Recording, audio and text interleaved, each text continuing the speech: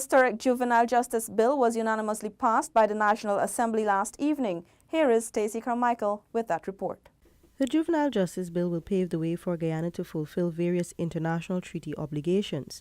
More importantly, it also ushers in a new milestone in the nation's journey towards juvenile justice reform.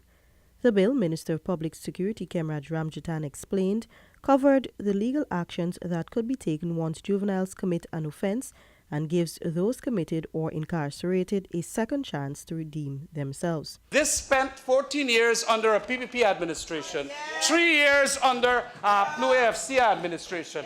And why shouldn't we get on with the business?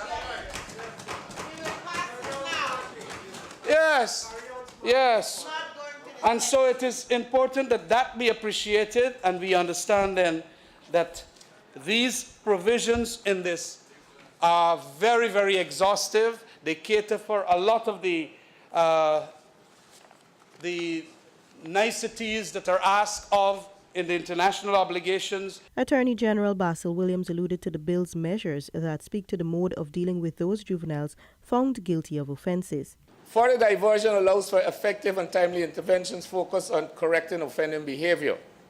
And the bill sets out that diversion measures shall be designed to provide an effective and timely response to offending behavior outside the bounds of judicial measures. They must also be designed to encourage juveniles to acknowledge and repair the harm caused to the victim and the community.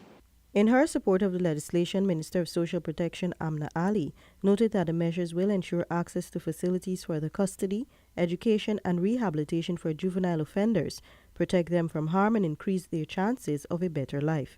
It is imperative that we support effective alternatives to detention when possible, because children should not be incarcerated.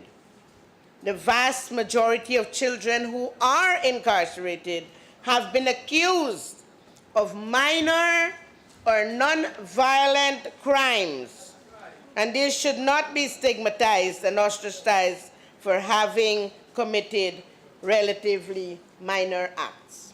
The Ministry of Social Protection, Minister Ali also assured, will play an integral role in positively changing the lives of children through guidance and counseling and the other alternatives to incarceration as listed in the bill. For InfoHub, Stacey Carmichael.